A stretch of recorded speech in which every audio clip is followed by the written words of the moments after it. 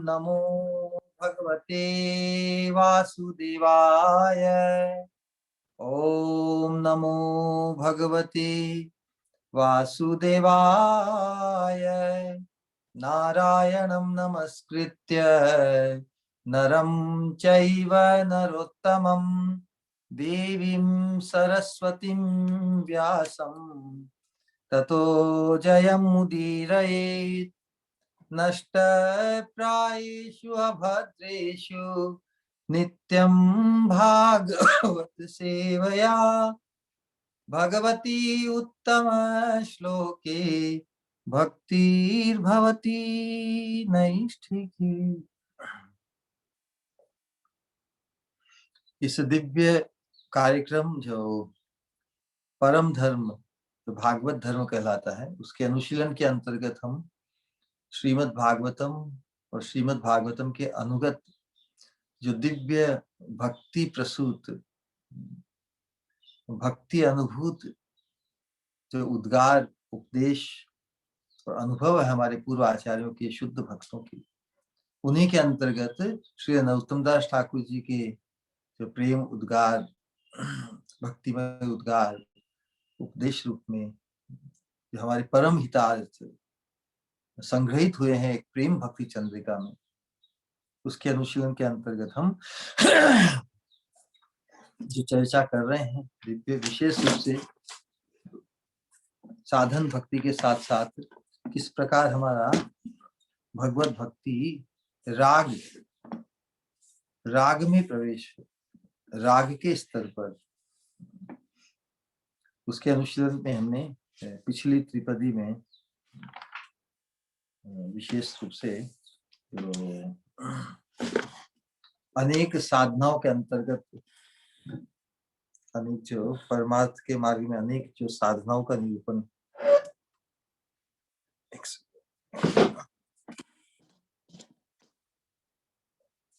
तो उनमें जो शुद्ध प्रेम भक्ति की साधना है वही वास्तव में हमें परम गंतव्य या हमारे जीवन के परम प्रयोजन को सिद्ध करने में एकमात्र सफल है, सक्षम है। दूसरे साधन मुख्य रूप से कर्म के अंतर्गत कर्मकांड और ज्ञान के अंतर्गत ज्ञान कांड जो साधनाएं वेदों के अंतर्गत जिनका निर्णय किया गया है, वास्तव निम्न अधिकार के साधकों के लिए ही, जब तक उनका उच्च अधिकार नहीं पनपता, जब तक उजागर नहीं होता, वो सौभाग्य उनका महत संघ के प्रभाव से जब तक जागृत नहीं होता, तब तक वो इन कर्म और ज्ञान की साधनाओं में ही संलग्न अनुरक्त रहते हैं, भले ही वो अक्षम है किसी भी फल को प्रदान देने में। भक्ति के स्पर्श के बिना कोई भी साधन फल प्रदान नहीं कर सकता। लेकिन वेदों में और जो त्रिगुणात्मक इस संसार में जीवों की जो अलग अलग गुणों के अनुरूप जो प्रकृति होती है, अपनी प्रकृति के अनुरूप ही अलग अलग जीव या साधक कहें, विशेष रूप से मनुष्य के लिए अलग अलग साधनाओं के जो फल उनके प्रलोभनों से आकृष्ट होकर उन साधनाओं में ही अपना पूरा मनोयोग लगा देते हैं और परमार्थ से वंचित हो जाते हैं। उसी को लक्ष्य करते हुए भगवान जब उद्धव जी को जब दिव्य ज्ञान या जो परम धर्म का जब निरूपण करने की बात आई, तब उद्धव जी ने प्रश्न किया, भगवान आपके द्वारा ही प्रसूत ये जो शास्त्र उनमें अलग अलग जो साधन बताए हैं, वेदवादी ऋषियों ने भी, किसी ने कर्म की प्रधानता बताई, किसी ने ज्ञान की, किसी ने योग की, किसी ने भक्ति, और किस उद्देश्य से, मानव के कल्याणार्थ इन साधनों का वर्णन हमें शास्त्र में मिलता है। कोई तपस्या में, कोई व्रत में, कोई अनुष्ठानों में अनेक प्रकार के विकल्प जैसे, और सभी साधकों के जो प्रचारक हैं या जो उन्होंने प्रवर्तन किया उन मार्गों का, उन धारणाओं का, वो उसे ही श्रेष्ठ कह के स्थापित करते हैं। तो फिर क्यों ना उनके प्रति आकृष्ट होने वाले अपने अपने मार्ग के साधक अपने साधन को ही श्रेष्ठ क्यों नहीं माने, अवश्य मानो। तो फिर भी श्रेष्ठ साधन तो एक ही हो सकता है ना, श्रेष्ठ साधन में बहुवचन नहीं हो सकता, प्लुरलिटी नहीं हो सकती, श्रेष्ठ तो एक ही हो सकता है। उस दृष्टिकोण से जब उद्धव जी ने प्रश्न पूछा कि भगवान आपके द्वारा ही प्रवर्तित इन वैदिक धर्मों का जो तात्पर्य क्या है, क्या वे सभी प्रधान है या एक प्रधान और बाकी सब गौण है, ऐसी कृपा करके मुझे बताइए। संशय, हम सभी बद्ध जीवों के संशय को समाप्त करने के लिए, क्योंकि भगवान कृष्ण का अवतरण, भगवान कृष्ण की लीला भगवान को परम अथॉरिटी, परम के रूप में स्थापित करती है ना। तो भगवान का ही मत, भगवान सभी दृष्टि से श्रेष्ठ है। ऐश्वर्य समग्रस्य वीर्यस्य यशस्य श्री है ज्ञान वैराग्य योश्चैव छन्न भग इतिन गना। जितने भी ऐश्वर्य की हम धारणा कर सकते हैं, सभी ऐश्वर्यों के स्रोत या मूल आधार है भगवान श्री कृष्ण। ऐसा परिचय जब किसी को ख्याल होता है तो फिर भगवान जो कहे उसको मानने में सुविधा हो जाती है, सहज हो जाता है, सर्वोपरि है, उनका मत तो श्रेष्ठ होगा ही। तो उस दृष्टिकोण से जब भगवान की प्रतिष्ठा हो गई सर्वोपरि के रूप में, तो सर्वोपरि से ही ये प्रश्न पूछा जाए कि भाई आपकी प्राप्ति के लिए या महद अपने परमार्थ को सिद्ध करने के लिए परम साधन क्या है। तो भगवान ने उद्धव जी को यही बताया कि हाँ उद्धव, बात सही है कि काल के प्रभाव से प्रलय में जो वेद वाणी, वेद का जो सारा सार है वो लुप्त हो गया। तो सृष्टि के आरंभ में मैं ही ब्रह्मा जी को इस वेद वाणी का उपदेश देता हूँ। लेकिन मेरी माया से विमोहित होकर ही लोग अपनी रुचि, अपने कर्म ग्रंथि, अपने संस्कार के अनुरूप की अलग अलग भिन्न भिन्न साधनों को श्रेय का साधन मान बैठे हैं, जिसके अंतर्गत कर्म, ज्ञान, योग, तपस्या, व्रत इत्यादि आते हैं। भगवान श्रीमद् भागवतम में इस चीज को स्थापित करते हैं कि भगवत प्राप्ति के लिए, भगवान को वशीभूत करने के लिए, भगवान को सिद्ध करने के लिए, न साध, भगवान कहते हैं न साधयति माम योगो न सांख्य धर्म उद्धव, न स्वाध्याय तपस त्यागो यथा भक्तिर ममोर्जिता। ऊर्जित तीव्र भाव की भक्ति, तीव्रेण भक्ति योगे न, तीव्र भाव की एकांतिक एकनिष्ठ भक्ति ही मुझे वशीभूत करती है। न साधयति, साधयति मतलब प्राप्त करना, सिद्ध करना, प्रभावित करना, भगवान को अपने प्रति आकृष्ट करना। न साधति माम योग, योग साधना से मैं किसी के प्रति आकृष्ट नहीं होता। न साधति माम योग, न सांख्य, सत असत पदार्थ, जड़ जड़ चेतन का जो विवेक जो सांख्य के अंतर्गत है, उस चर्चा से भी मैं प्रभावित नहीं होता। न सांख्य धर्म, वर्णाश्रम धर्मों के द्वारा भी कोई कितना ही कोटि जन्मों तक वर्णाश्रम धर्म का अनुष्ठान करे पूरी निष्ठा से, लगन से, न सांख्य धर्म उद्धव है। न स्वाध्याय, कितना ही कोई अध्ययन करे, अध्यापन करे, न स्वाध्याय तपस, कितनी ही तपस्या करे, त्यागो, कितनी त्याग वृत्ति को अपना ले, विरक्त भाव को धारण करे, नागा बाबा हो जाए, मन में सभी संकल्प से मुक्त हो जाए, कि मैं मन में सभी संकल्प से मुक्त हो जाऊं, ये भी एक संकल्प हो जाता है। वास्तव में सभी संकल्पों से रिक्त होना ये कोई जीवन का परम लाभ नहीं है, कृष्ण प्राप्ति के संकल्प से संपन्न होना है। इसलिए भागवत में अन्यत्र भी भगवान कहते हैं कि मदर्पणम निष्फलम वा, कोई भगवान के भी अर्पित अपने कर्म के फल को करे और कोई किसी फल की आकांक्षा नहीं करे तो वो भी सात्विक बताया भगवान। मत कामार्थम तू निर्गुणम, जो भगवान की कामना भगवान भगवत प्राप्ति, भगवत दर्शन, भगवत सेवा की प्राप्ति के संकल्प युक्त जो होता है वही निर्गुण है, वही दिव्य है। क्योंकि जीव मात्र जिस आनंद की खोज में है, उस आनंद के स्रोत, आनंद के पुंज, परमानंद स्वरूप तो भगवान श्री कृष्ण है। न स्वाध्याय तपस त्यागो यथा भक्तिर ममोर्जिता। तो ये भक्ति का स्वरूप कैसा है, इसकी चर्चा आज की त्रिवेदी में थोड़ी होगी। भक्ति के स्वरूप को नहीं समझकर ही व्यक्ति जो परम हित का, परम श्रेय का एकमात्र एकांतिक साधन है, उससे वंचित हो जाता है। अन्यत्र भगवान उद्धव को ये भी बताते हैं कि मुझे वशीभूत न तथा, जिस प्रकार ये श्लोक है ना कि यथा भक्तिर ममोर्जिता, उसी प्रकार भगवान अन्यत्र कहते हैं कि न साधयति, जैसे माम योगो, शब्द वही है, बस अंत में बताया है, भक्ति की जगह बता दिया है कि यथा सत्संग, सत्संग के में सत्संग से मैं जैसा वशीभूत होता हूं वैसा अन्य साधनों से नहीं। तो सत्संग और भक्ति वास्तव में एक रूप है, पर्याय है तात्विक दृष्टि से। तो हम देखते हैं कि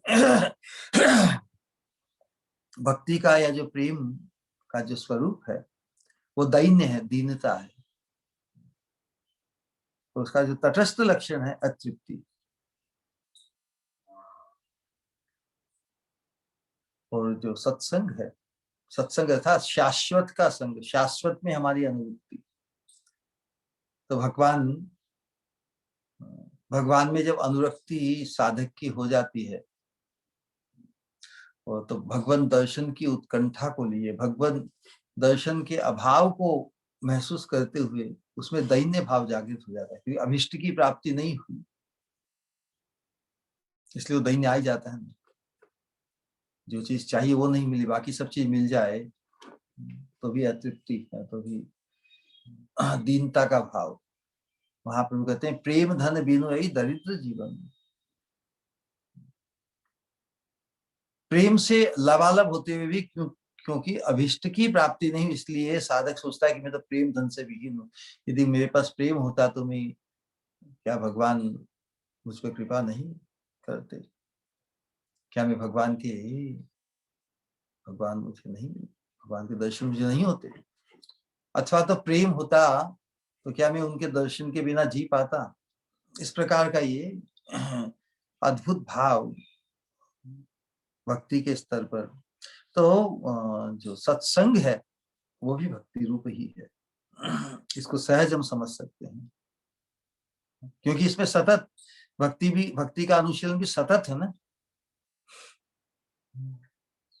क्योंकि उसमें भगवान में आसक्ति, भगवान के प्रति प्रीति का भाव जागृत हो जाता है। उसी प्रकार सत्संग में जिसकी रतिमती हो जाती है, भगवान उसके वशीभूत हो जाते हैं, क्योंकि सत अर्थात सत्पुरुष, सत्संग अर्थात सत्पुरुष में अनुरक्ति, सत्पुरुष में के प्रति आसक्ति। ये तो भगवान ने बहुत जगह समझाया कि जिसके लिए मेरे प्रिय भक्त दुर्लभ होते, उसके लिए वो मेरे लिए दुर्लभ हो जाता है। कहने का आशय यही है कि भगवान को यदि वशीभूत करना है तो जो शुद्ध भक्ति, तीव्र भक्ति, और तीव्र भक्ति पाने के लिए जो एकांतिक साधन है वो है सत्संग। सत्संग अर्थात सत्पुरुष की सेवा। नित्यम भागवत सेवया भगवती उत्तम श्लोके भक्ति भवती नष्ट प्रायेषु अभद्रेषु नित्यम भागवत सेवया।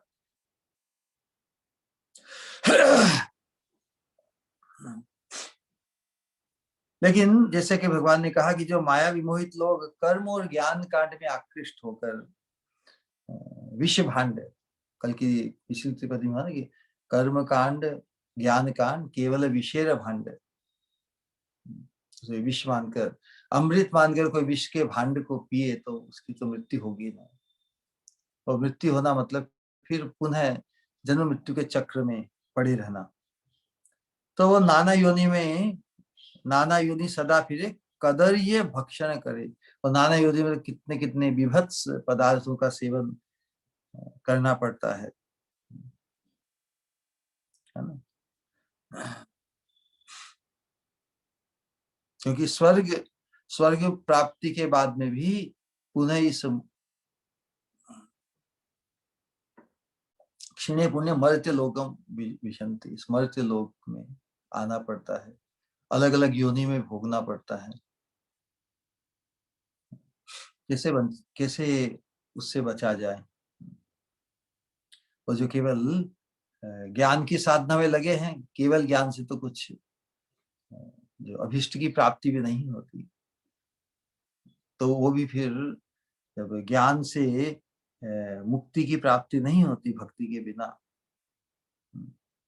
तो उन मुक्ति अभिमानियों को पुनः संसार दशा प्राप्त करनी पड़ती। क्योंकि आत्मा का जो लक्षण है, सिम्टम है फीलिंग, आत्मा संवेदनशील है।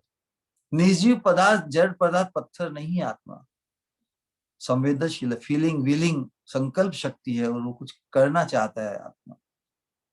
तो मुक्ति के उस मार्ग में जब वो निष्क्रिय होकर पड़ा रहता है, तो निष्क्रियता कब तक भाएगी। तो जब उससे वास्तविक मुक्ति की प्राप्ति नहीं होती, मुक्ति स्थित्वा अन्यथा रूपम स्वरूपेण व्यवस्थित, अपने स्वरूप में अवस्थित होना ही मुक्ति है शास्त्रों के अनुसार। न कि अपने स्वरूप से च्युत, अपने स्वरूप से विस्मृत होकर अपने आप को मुक्त मान लेना मुक्ति है। तो जो अपने स्वरूप में अवस्थित नहीं होकर, जीवेर स्वरूप है कृष्ण नित्य दास, जब तक अपने भगवान के साथ अपने शाश्वत दिव्य संबंध की जागृति तब जब तक नहीं होती, तब तक वो मुक्ति केवल विडंबना है। मुक्ति मान लेने पर भी फिर उसको संसार दशा होती है। आरुह्य कृष्ण परम पदम ततः पतंती अधः अनादृत युष्मद अंग्रया। अपने स्वरूप का बोध नहीं होने से भगवान के चरणारविंद के प्रति उसका आदर, उसकी भक्ति या उसकी पूज्य भाव, प्रियता का भाव जागृत नहीं हुआ। तो ऐसी अवस्था में क्या होगा, जो मनुष्य जीवन जिस उद्देश्य से मिला वो मनुष्य जीवन तो विफल हो गया। तार जन्म अधः पति जाए, अधः पाते जाए। अर्थात जो देव दुर्लभ ये मानव देह हमें प्राप्त हुआ है हरि भजन के लिए ना, और तो मनुष्य जीवन ही इन अन्य मार्गों के प्रलोभन के कारण, कर्म और ज्ञान के प्रलोभन के कारण, वो मनुष्य योनि जिस मुख्य उद्देश्य के लिए प्राप्त हुआ है, वो मनुष्य जीवन ही उनके अधपतन का कारण हो जाता है। अन्य मार्गों के कारण इतना गहन, इतना गहराई से हर कोई, जैसे कोई अध्यात्मवादी हो या किसी मार्ग अनुष्ठान में लगा हुआ है, लेकिन शुद्ध भक्ति को नहीं पाकर, सत्संग को नहीं पाकर, वो मनुष्य योनि ही उसके अधपतन का कारण बन जाती है। भक्ति बिना अन्य साधन दीते नारे फल, भक्ति के बिना अन्य साधन अभिष्ट फल दे नहीं सकते। लेकिन सब फल देई भक्ति स्वतंत्र प्रबल, परम स्वतंत्र है भक्ति, वो दे सकती है। तो इसीलिए इस कर्म और ज्ञान साधनाओं की अकिंचनता बताते हुए कि अन्य जो यहाँ पे आज की त्रिपदी में कि अन्य देवी देवताओं के जो उपासक हैं, तो वे कह सकते हैं कि हम भी तो भक्त हैं, हरि की उपासना न कर अन्य देवता देव उपासना से ही हम धन्य हैं। कितनी निष्ठा होती है ना, देवी देवताओं की उपासना बड़ी निष्ठा होती है कि हम भी तो भक्त हैं, वो भी भक्त मानते अपने आप को। तो आज की त्रिपदी में इन्हीं लोगों को लक्ष्य करके कहा जा रहा है। क्या कहा कि राधा राधा कृष्ण नाही रति अन्य देवे बोले पति, प्रेम भक्ति रीति नाही जाने।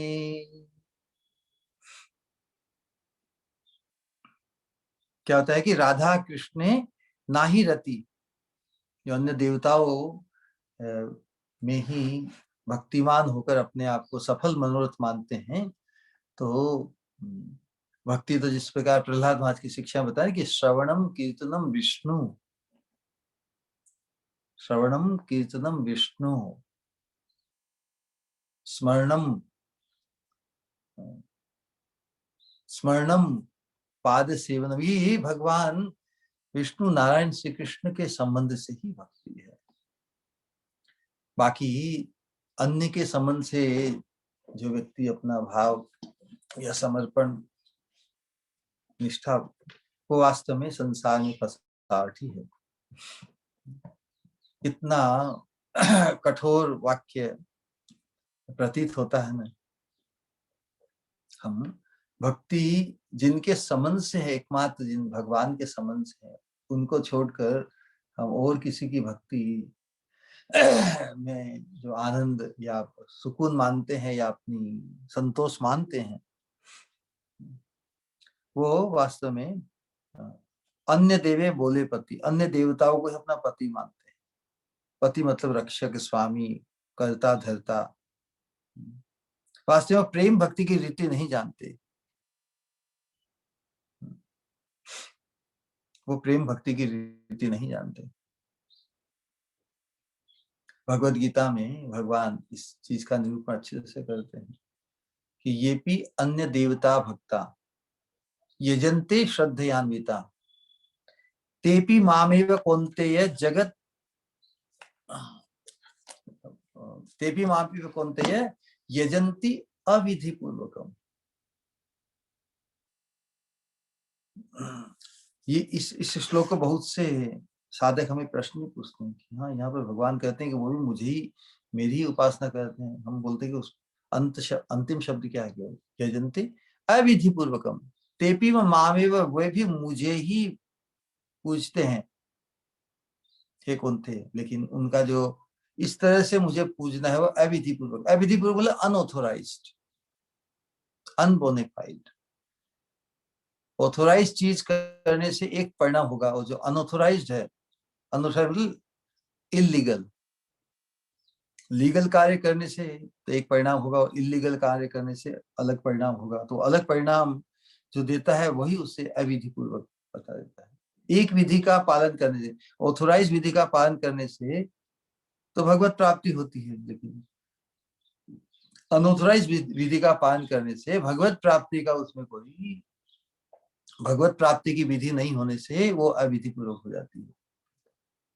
विधि अर्थात जो अभीष्ट परमार्थ को सिद्ध करे, अविधि अर्थात जो परमार्थ से वंचित करे। इसलिए देवी देवताओं की जो उपासना है वो साधक को परमार्थ से वंचित करते हैं। भले ही देवताओं का जो स्वरूप है वो विभूति स्वरूप है ना। विभूति कहने से आशय क्या, विभूति अर्थात जिनकी विभूति है उनसे तो गौण है ना। इसलिए भगवान की जो विभूति है, भगवान अपनी विभूतियों से श्रेष्ठ है। तो श्रेष्ठ को नहीं पहचान कर इन देवी देवता ये भगवान की विभूति है, उनके अंश है, उनके सेवक है, उनके अनुगत है, ऐसा नहीं सोचकर जो उन्हें स्वतंत्र ईश्वर के रूप में मानते हैं।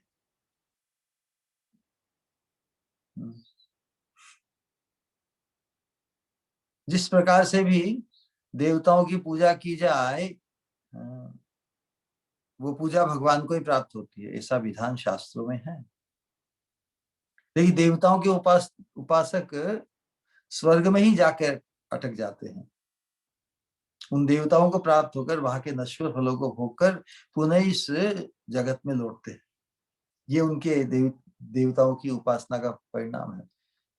भले जो उपासना है वो भगवान को पहुंचती, कि भगवान ही सभी देवताओं के माध्यम से भोक्ता है। भोक्तारम यज्ञ तपसाम सर्वलोक महेश्वरम, इस चीज को ख्याल रखना है। कोई भी अनुष्ठान हो, कोई भी यज्ञ हो, देवताओं के माध्यम से भी उसके भोक्ता कौन है? प्राइमरी भोक्ता भगवान ही है। लेकिन देवी देवताओं के उपासक उन देवताओं को ही मुख्य भोक्ता, स्वतंत्र ईश्वर के रूप में उनकी धारणा होती है। वो लक्ष्य देवताओं को ही करते हैं। लेकिन जो भगवान के एकांतिक उपासक है वो भगवत धाम में भगवत सेवा प्राप्त कर पुनः इस जगत में नहीं आते। ये फल है। तो प्रश्न पूछा जाता है कि जब दोनों ही प्रकार की उपासनाएं भगवान तक पहुंचती है, भगवान को प्राप्त होती है, तो दोनों के फल में ऐसा भेद क्यों? देवी देवता के उपासक देवताओं के पास क्यों जाते हैं और भगवान के उपासक भगवान के पास जाते हैं? आनंद भोग, नित्य जीवन, शाश्वत जीवन, अपना चिन्मय सिद्ध देह, शाश्वत रूप की प्राप्ति करते हैं, जबकि देवी देवताओं की उपासना पुनः पुनः पुनः इस नश्वर जगत में, नश्वर देहों की यात्रा में ही संलग्न रहते हैं। ऐसा क्यों?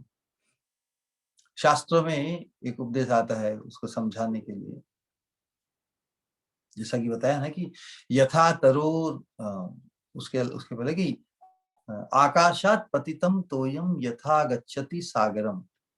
ये बहुतों ने सुना होगा, हम बचपन में हमारे पाठ्यक्रम में भी ये श्लोक आता था। आकाशात, आकाश से, पतितम मतलब गिरता है, तोयम मतलब जल, यथा मतलब जिस प्रकार, गच्छति मतलब जाता है, सागरम सागर में प्रवेश करता है। ये हम सबको समझ में आती है बात। उसी प्रकार करके सर्वदेव नमस्कार, किसी भी देवता को नमस्कार हो, किसी भी देवता की उपासना कर लो, सर्वदेव नमस्कारम केशवम प्रति गच्छति, भगवान कृष्ण के प्रति ही सभी उपासनाएं अर्पण किए जाते हैं, भोग इत्यादि सब कृष्ण को प्राप्त हो जाते हैं। तो इस चीज का पूरा भावार्थ नहीं समझ के लोग बोलते हैं कि हाँ हाँ हम भी तो कृष्ण को ही पूछते हैं। देखो ये श्लोक को उद्धृत करते हैं कि आकाश से गिरा जल सब जगह से एकत्रित होकर समुद्र में जाता है, उसी प्रकार कोई भी देवी देवता की उपासना ही कर लो, भगवान को पहुंच जाएगी। हाँ, उपासना तो भगवान को पहुंच जाएगी, लेकिन उपासक पहुंचेगा कि नहीं?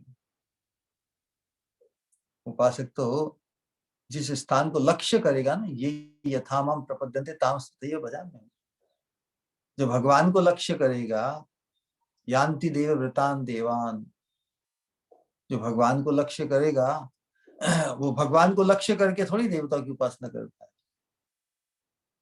लक्ष्य तो देवताओं को ही करता है, उनकी ही तृप्ति संतुष्टि चाहता है। यान्ति देव व्रतान देवान, इसलिए भगवान कहते वो देवताओं की ही उपासना करता है। देवताओं के पास जाएगा, भले उनकी उपासना मेरे पास आएगी। जिस पर नदी का जल बहकर समुद्र को पहुंचता है, लेकिन जो पर्वत जहां से नदियां निकलती है, या जो भी स्थान है पूजा के स्थान, पूजक, वो तो नहीं पहुंचता ना, वो तो अपनी निष्ठा के अनुसार। तो भगवान अर्जुन को यही बता रहे हैं कि भले ही चूंकि देवगण मुझसे कोई अलग पृथक ईश्वर नहीं है, किंतु देवताओं की उपासना करने वाले उन देवताओं को पृथक स्वतंत्र ईश्वर मानकर उनकी उपासना करते हैं, अतः उनकी पूजा अविधि पूर्वक है। उसी को और गूढ़ समझाने के लिए जो श्लोक भागवत में कि यथा तरोर्मूल निषेचनेन तृप्यन्ति तस्कंद भुजोपशाखा प्राणोपहाराच्च यथेन्द्रियाणां तथैव तथैव सर्व अर्हणम अच्युत इज्ज। अर्हणम पूजाएं, उसी प्रकार एकमात्र अच्युत श्री कृष्ण की उपासना पूजा करने से बाकी सभी की उपासना उसमें सम्मिलित हो जाती है। इस चीज को हम कब समझेंगे? जिसको आप वृक्ष के मूल में भली भांति जल सिंचन करने से उसके स्कंद, शाखा, प्रशाखा, पुष्प, पत्र सभी पुष्ट हो जाते हैं ना, फिर अलग से उन्हें जल देने की आवश्यकता पड़ती है क्या? तो जिस प्रकार भोजन पेट में देने से फिर सभी इंद्रियां तृप्त हो जाती, पुष्ट हो जाती, उनको इंद्रियों को अलग अलग देने की आवश्यकता पड़ती है क्या? उसी प्रकार एकमात्र भगवान श्री कृष्ण की पूजा करने से ही सब देवी देवताओं की सभी उपासनाएं सिद्ध हो जाती है। ये हमारी बुद्धि में कब निष्ठ होगा?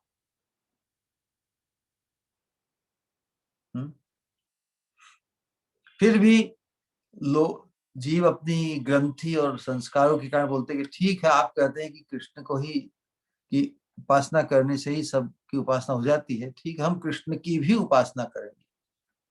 हम आज तक परंपरा से इनकी उनकी सबकी उपासना करते हैं, आप कृष्ण की भी करेंगे।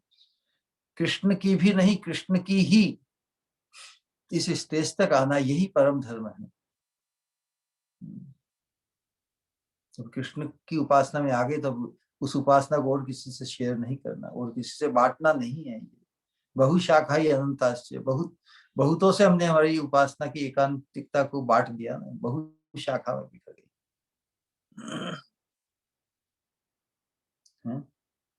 कहे कि ठीक है, इसमें हानि क्या है? ले हानि है ना, उस हानि को समझाने के लिए बता कि प्राणों को हारा चेथेन्द्रियाणाम,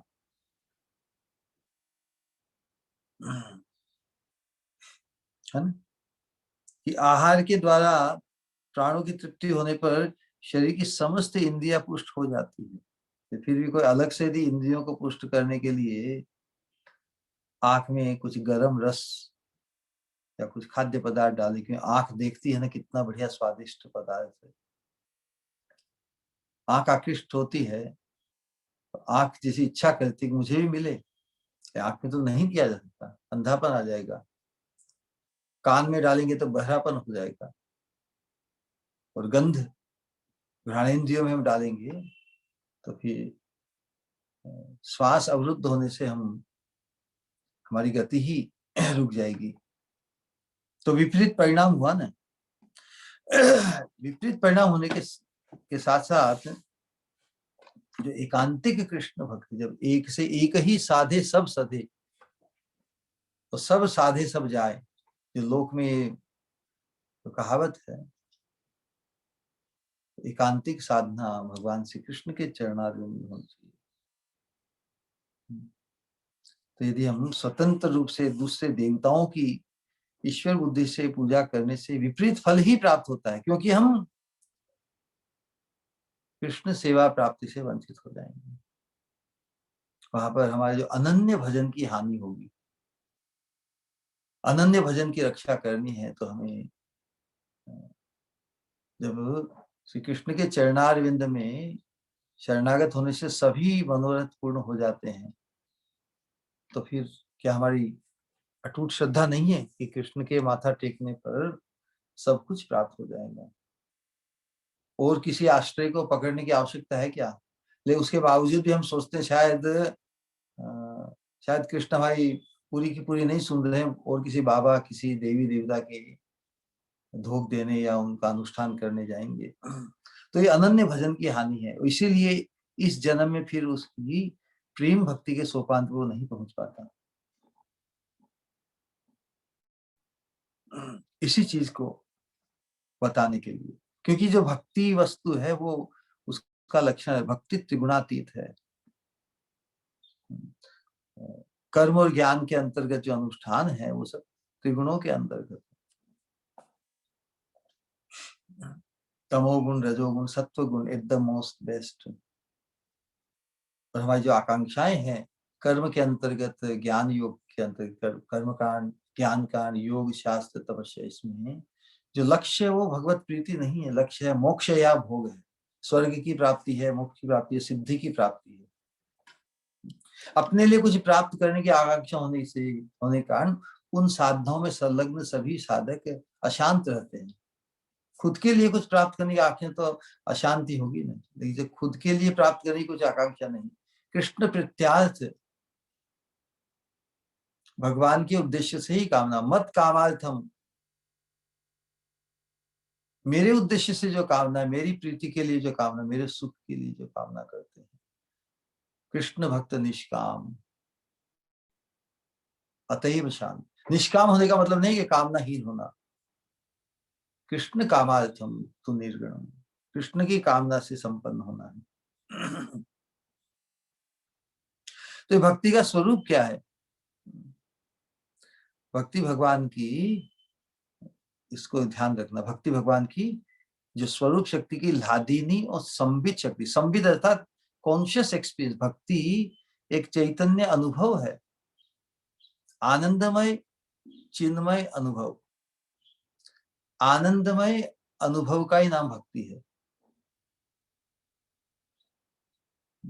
क्योंकि भगवान की अंतरंग शक्ति की जो लादिनी और संबित शक्ति की सार वृत्ति है, सार वृत्ति मतलब एक्टिव प्रिंसिपल, भगवान की स्वरूप शक्ति की जो लादिनी और संबित शक्ति उसकी सार वृत्ति है। इसको समझने के लिए थोड़ा विस्तार से वर्णन किया जाए कि भक्ति का निरूपण अलग अलग जगह बहुत से लोग शुद्ध भक्ति के साधकों को छोड़कर वो भी अपने जैसे देवी देवताओं के उपासक अपने आप को भक्त मानते हैं ना।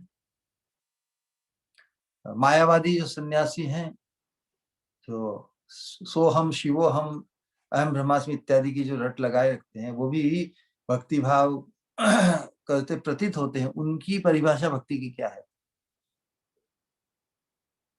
वास्तव में भक्ति का जो फल है उसको समझने का प्रयास करना चाहिए।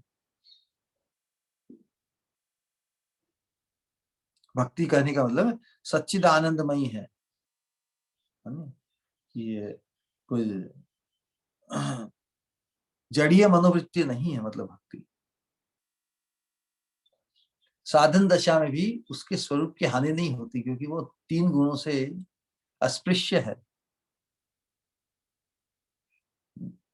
तो भगवान की स्वरूप शक्ति की वृत्ति होकर भी, मतलब चिन्मय होकर, त्रिगुणातीत होकर भी भगवान के चरणों में शरणागत भक्तों के हृदय में वो कृपा पूर्वक प्रकाशित होती है। इस चीज को समझना है। भक्ति त्रिगुणातीत होते हुए भी हम जो सब साधक हैं, बद्ध अवस्था से चिन्मय अवस्था की तरफ बढ़ रहे हैं। भक्ति भाव से भक्ति भाव जब हमारा पनपता है तो हमारे हृदय में भक्ति प्रकाशित होती है। त्रिगुणातीत होते हुए भी हमारे चित्त में, किसके? शरणागत भक्त की इंद्रियों में कृपा पूर्वक स्वयं आविर्भूत होती है। और प्रकाशित किस रूप में होती है? श्रवण कीर्तन। जब हमारा श्रवण कीर्तन, इस नवधा भक्ति में जो अनुष्ठान है, उसमें हमारी जब लगन लगती है, जब उसमें हमारी रुचि आसक्ति बढ़ती है, उसमें हमारा आवेश बढ़ता है श्रवण कीर्तन में, तो भक्ति का ही प्रकाश हमारे चित्त में हो रहा है, हमारे अंतर में। भक्ति के प्रकाश के कारण ही श्रवण कीर्तन में हमारा आवेश उत्पन्न होता है। अन्यथा कोई किसी को कितना ही कहे श्रवण कीर्तन के लिए, कहाँ कोई कर पाता है। श्रद्धा निष्ठा होते हुए भी इतनी रुचि, इतना झुकाव, इतना आग्रह हमारा नहीं होता। आग्रह बढ़ते बढ़ते बढ़ते भगवान की कृपा से जब आसक्ति के सोपान पर जब हमारी साधना पहुंचती है, तब हमें श्रवण कीर्तन इत्यादि में इतना आह्लाद अनुभव होता है कि हम उसके बिना रह ही नहीं सकते। 24 घंटा भी कम पड़ता है। हम चाहते कि सतत वह यही होता रहे। भगवान भी भगवत सततम कीर्तयन्तो माम यतन्तस्य दृढ़विता नमश्चन्तस्य माम नित्या। क्या है श्लोक? नित्य युक्ता उपासते। यही भक्ति साधक का कार्य। सततम कीर्तयन्तो माम यतन्तस्य दृढ़विता नमश्चन्तस्य माम नित्या भक्त्या नित्य युक्ता उपास। हमेशा ही इसी प्रकार संलग्न रहते हैं, क्योंकि भक्ति की अनुभूति में ही साधक को ये प्रतीत हो जाता है। क्या प्रतीत हो जाता है? जो शास्त्र में जो सिद्धांत दिए हैं कि भक्ति के माध्यम से ही भगवत धाम में, भक्ति हमें भगवत धाम में प्रवेश कराती है, भक्ति हमें भगवान के दर्शन कराती है, क्योंकि भगवान भक्ति के वशीभूत है। इसलिए भक्ति ही भगवत प्राप्ति का एकांतिक या श्रेष्ठ साधन है ना। तो जो भक्ति भगवान को अपने आनंद में आनंदित किए रहती है,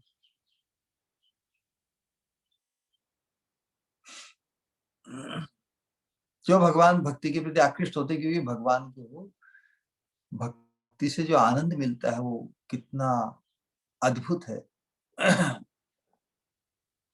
तो अन्य साधु में जो सांख्यवादी है, वो कहते हैं कि भक्ति है वो सत्व गुण का परिणाम है, सत्व गुण का विकार है ना। माई का सत्व गुणमय मतलब माया का जो सत्व गुण है उसका आनंद है। इसलिए वास्तव में भक्ति प्राकृतिक सत्व गुण का माइक आनंद नहीं, क्योंकि यदि भगवान ये भक्ति तीन गुणों के अंतर्गत सत्व गुण का विकार रूप आनंद होता तो भगवान भी तीन गुणों के वशीभूत हो जाते। जब यहाँ ऐसा कभी नहीं सुना जाता कि भगवान तीन गुणों के वशीभूत हुए हैं। इसलिए सांख्यवादियों के मत की तरह भक्ति वास्तव में प्राकृतिक सत्व गुण में माइक आनंद नहीं। मायावादी निर्विशेषवादी कहते हैं, क्या कहते हैं कि वो भगवान के स्वरूप का ही आनंद है, भगवान के स्वरूप का ही आनंद भक्ति होता तो फिर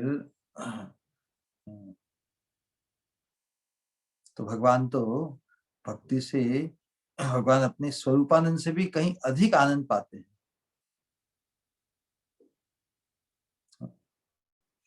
अपने स्वरूप को छोड़कर, अपने स्वरूप में अवस्थित नहीं रहकर, अपने स्वरूप में ही चिपके हुए नहीं रहकर भक्त के उस भक्ति सौरभ भक्ति भाव को ग्रहण करने के लिए भगवान भक्त के पट्टू हो जाते हैं, क्या बोलते हैं, लट्टू हो जाते हैं।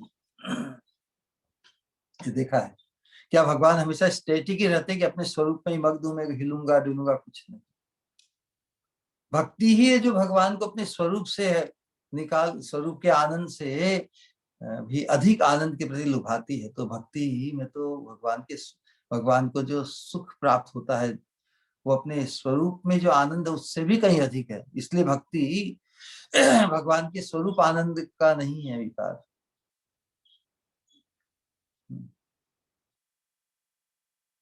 तो क्या भक्ति क्या है कि ओ जीव ही जब मुक्त हो जाता है, जीव का जो आनंद है वही भक्ति है।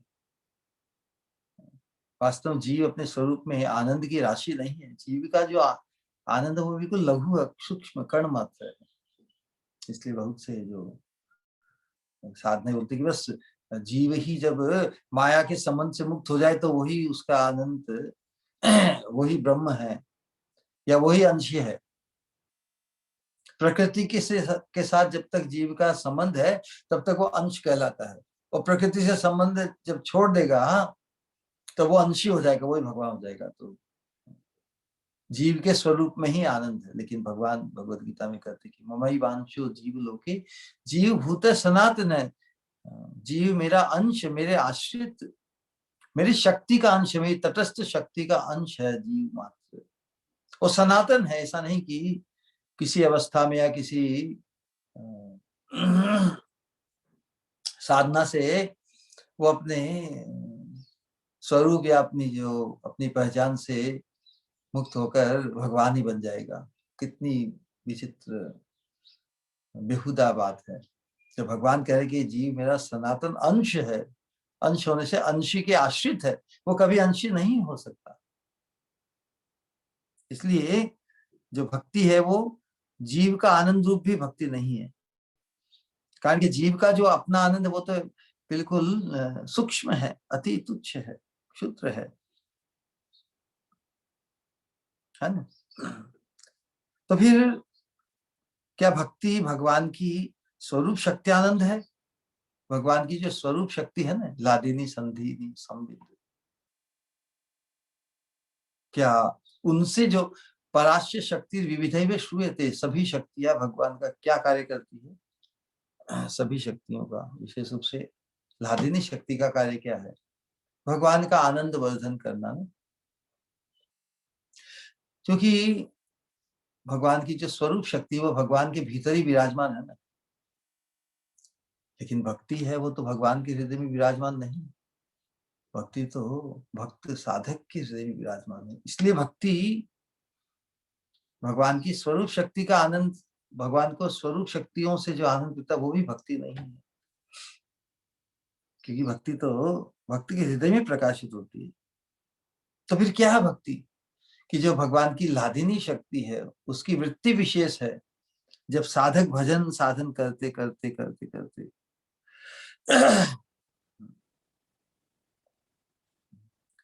लादिनी की ही एक विशेष वृत्ति भक्तों में निक्षिप्त होकर, जब भगवान और चैतन्य चेतामृत में बताया ना कि नित्य सिद्ध कृष्ण प्रेम साध्य कबू नाय, श्रवणादि शुद्ध चित्ते करय उदय। जो श्रवण कीर्तन के साधन से जब शुद्ध चित्त हो जाता है, तो भगवान की जो लादिनी शक्ति की वृत्ति विशेष है वो भक्तों के हृदय में प्रकाशित होती है,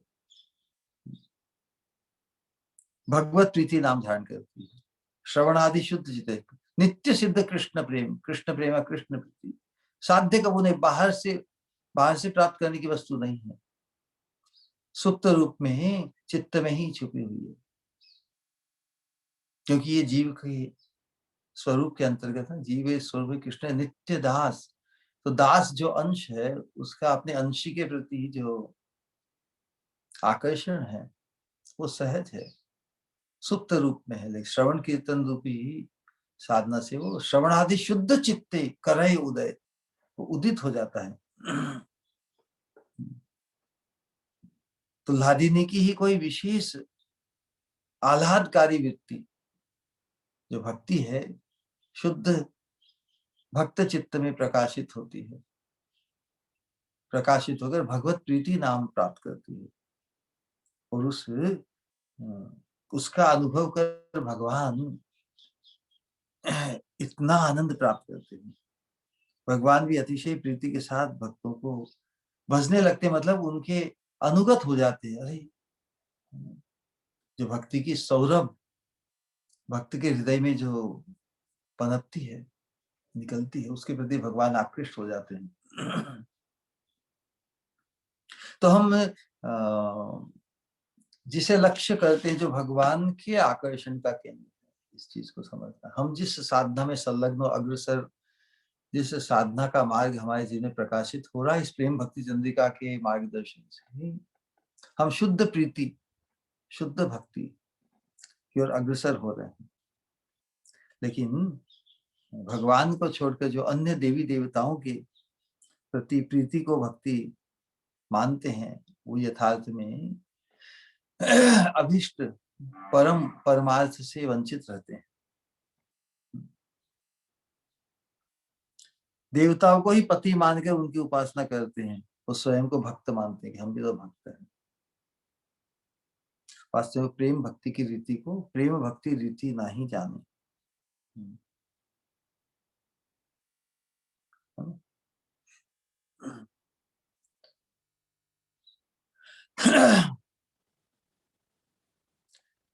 भगवान के आनंद को लक्ष्य करते हुए, भगवान की तुष्टि को लक्ष्य करते हुए जो हम साधना करते हैं, आराधना करते हैं,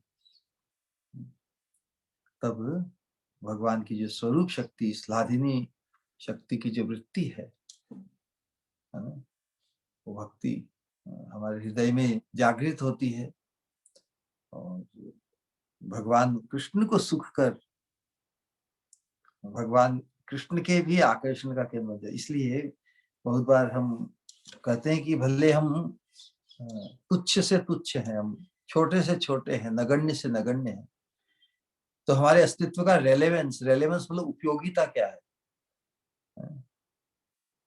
हम नितांत इनसिग्निफिकेंट है, तुच्छ हैं, अक्षम है, छोटे हैं, फिर हमारे जीवन के अस्तित्व का, हमारे अस्तित्व का प्रयोजन क्या है? उसकी क्या उपयोगिता है? रेलेवेंस मतलब उपयोगिता कि हम कृष्ण के अंश हैं, तो हमें वो पोटेंशियल है, हमारी वो क्षमता है, विशेष रूप से मनुष्य रूप में, कि हम भगवान श्री कृष्ण के आकर्षण का केंद्र बन सकते हैं। इस चीज को कभी नहीं भूलना है। हम तुच्छ से तुच्छ, छोटे से छोटे होते हुए भी कृष्ण के अंश होने के कारण हमारे स्वरूप के अनुरूप, हमारे जो स्वरूप है कि हम कृष्ण के नित्य दास हैं,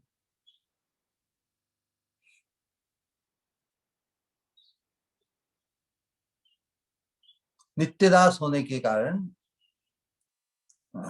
ये संभावना है, ये पोटेंशियल है हमें कि हम श्री कृष्ण के आकर्षण का केंद्र बन सकते हैं। तो जब कृष्ण के आनंद वर्धन का केंद्र हम भक्ति संपन्न, दिव्य प्रेम भक्ति संपन्न होकर बन सकते हैं, क्योंकि हमारे स्वरूप के अनुरूप हमारी जो प्रगति है, हमारा जो उपलब्धि है, वो प्रेम भक्ति से ही है।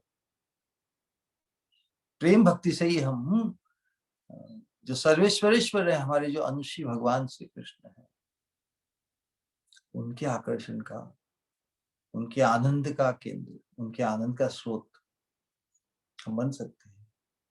भगवान अपने आप में अपने स्वरूप से जो आनंद पाते हैं, स्वरूप शक्त्यानंद, उससे भी अधिक आनंद भक्त के हृदय में, नए भक्त के हृदय में जो भक्ति भाव की सौरभ निकलती है, उसके प्रति भगवान अधिक आकृष्ट होते हैं। तो हमारी उपयोगिता उसी से है, अन्यथा अनंत जन्मों से हम अपने स्वरूप के अनुरूप भगवान के लिए उपयोगी नहीं बन सके। तो ये प्रेम भक्ति चंद्रिका का मार्ग हमें हमारी रेलेवेंस को सिद्ध करने के लिए प्राप्त हुआ है। ये अपने उस परम सौभाग्य को नहीं समझकर महत संग की अभाव से या सत्संग के अभाव से हमें अपने खुद के पोटेंशियल, अपने परम सौभाग्य से हम परिचित नहीं हो पाते, आज तक नहीं हो पाए, लेकिन इस जीवन में परिचित हुए हैं ना। तो इस परिचय से यदि हम ये परिचय हमारा और ये उपलब्धि, ये सौभाग्य, ये संभावना जब हमारे चित्त में, हमारे समझ में स्थिर होती है, तब फिर हमारा हर प्रयास, सोचने का, वाणी का, क्रियाओं का, सभी कुछ कृष्ण के उद्देश्य से हो जाएगा। What is there for Krishna in this? हम कुछ भी सोचे, सुबह शाम सोते उठते कुछ हम सोचे, हमें प्रश्न होना चाहिए कि इस सोच में, इस चिंतन में कृष्ण के लिए क्या है, भगवान के उद्देश्य से क्या है उसमें। यदि भगवान के लिए कुछ नहीं, तो मैं तो कृष्ण का अंश हूं, मैं तो कृष्ण का हूं, कृष्ण के लिए हूं, कृष्ण का मुझे बनना है। तो वैसी सोच भी हम छोड़ देंगे, जो अनेक प्रकार की विचित्र उल्टे सुलटे विचार आते हैं, कि हमें संसार की वासना और संसार के संबंध से ही बांधे रखते हैं। तो वैसे विचार को हम छोड़ते चले जाएंगे। हम वाणी से भी बहुत सी ऐसी बातें करते हैं, और अचानक हमें ये प्रश्न होना चाहिए कि भगवान के लिए इसमें क्या, इस वाणी से हम जो भी वाणी को विलसित करते हैं, उसमें भगवान के आनंद के लिए कुछ है क्या? नहीं है तो उस वाणी को हम छोड़ दें, ऐसा बोलना बंद कर दें। इंद्रियों को भी नियोजित करते हैं, कृष्ण के लिए क्या इनमें? हम जिनके हैं उनके लिए तो होना चाहिए, हम जिनके लिए हैं उनके ही नहीं बन पाए। उस दृष्टिकोण से हम अपने अपने अस्तित्व को और हमारी जो एक्सप्रेशन की जो फैकल्टीज है, कर्मणा मनसा वाचा, उसको हम पवित्र शुद्ध कर सकते हैं। बस मैं भी कृष्ण के आकर्षण का केंद्र हो सकता हूँ। कितना बड़ा सौभाग्य! However insignificant and small I am, हम भगवान के आकर्षण का केंद्र बनना चाहिए हमें, है ना। इतनी बड़ी, इतना अद्भुत पोटेंशियल हमें मनुष्य होने में प्राप्त है।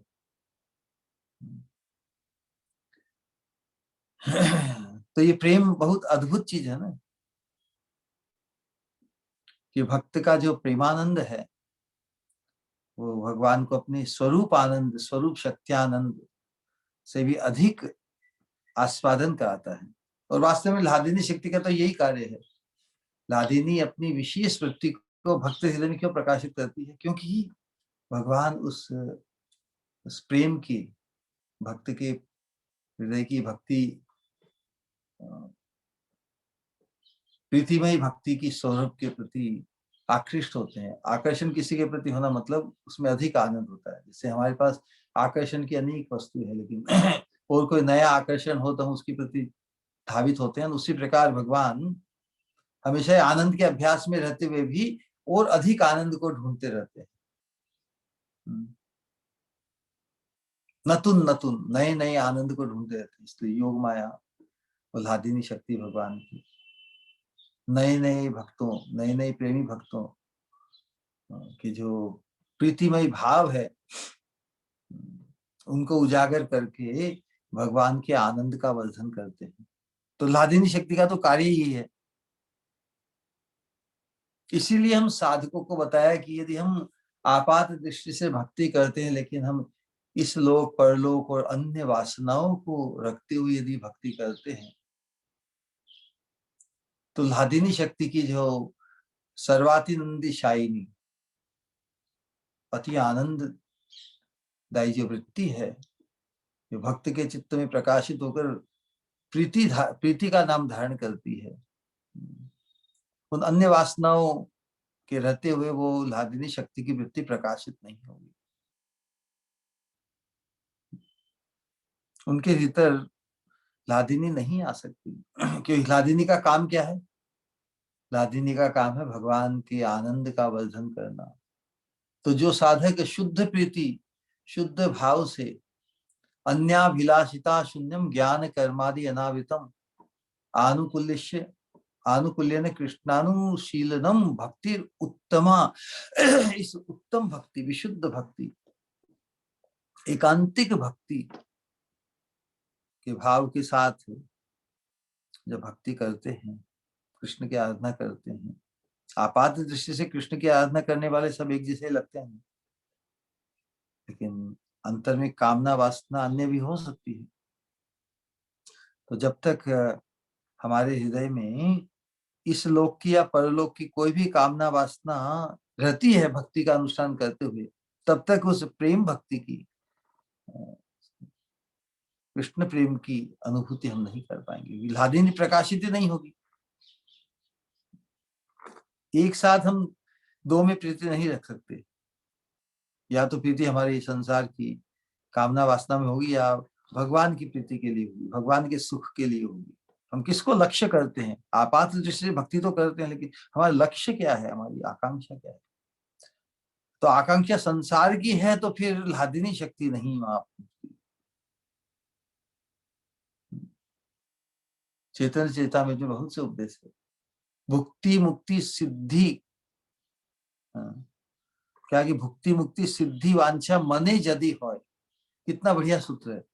भुक्ति मुक्ति सिद्धि वांछा मने यदि होय, साधन करेलु प्रेम उपजय नाई। साधन करते हुए भी प्रेम उत्पन्न नहीं हो सकता।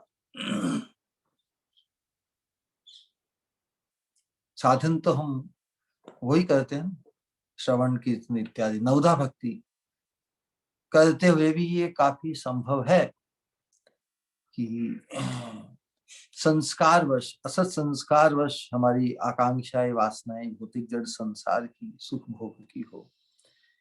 इसलिए सत्संग यदि सतत नहीं होगा, सत्संग के जो वाइब्रेशंस है वो हमारे कान में, हमारे चित्त में गुंजित होने चाहिए, तो फिर हम असत वासनाओं से अपने आप को अलग कर पाएंगे।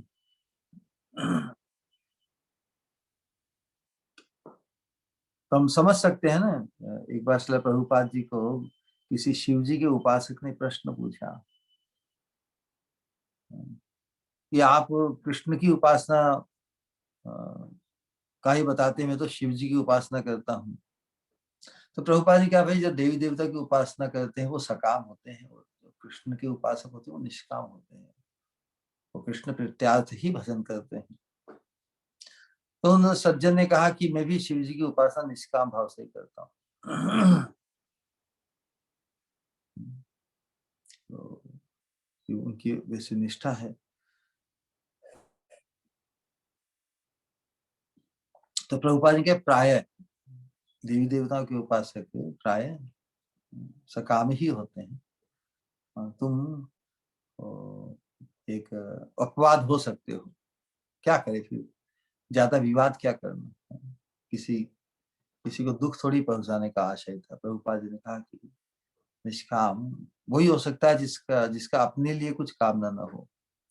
तो कोई निष्काम होकर भी निष्काम होना भी तो ये कामना ही है ना एक। हमें तो कृष्ण कामना करनी है, यही बात आ जाती है।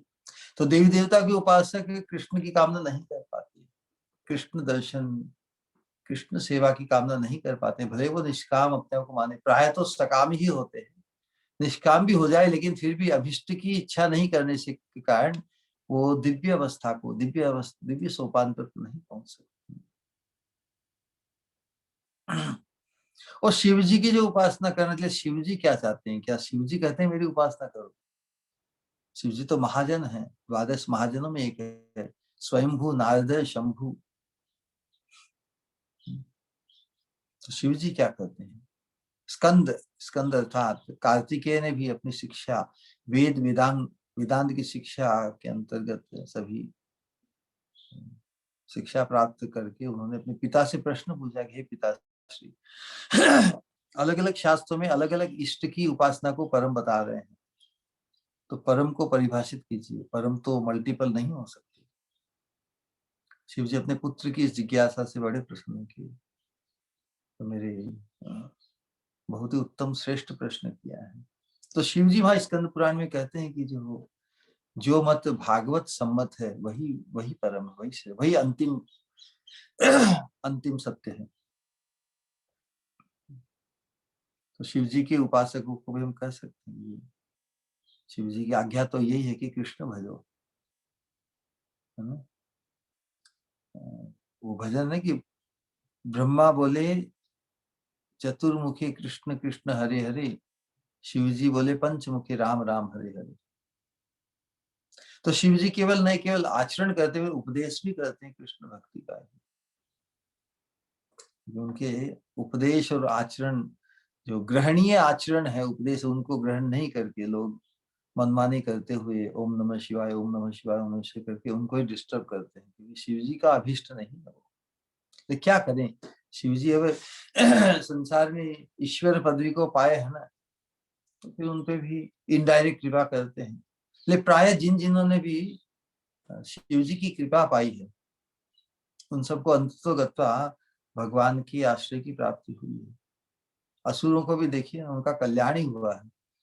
जिनको शिव जी से वरदान प्राप्त हुए हैं, अल्टीमेटली भगवान ने उनका कल्याण किया है। तो उस दृष्टिकोण से, लेकिन जब डायरेक्ट पंथा साक्षात उपदेश का हम पालन करते हुए भगवान की साक्षात सेवा, भगवती अद्धा डायरेक्ट सेवा जब उपलब्ध हो, तो फिर क्यों लॉन्ग टर्म लंबा रास्ता क्यों अपना, जब डायरेक्ट सीधा शॉर्टेस्ट एंड शोरेस्ट कट उपलब्ध है परमार्थ का।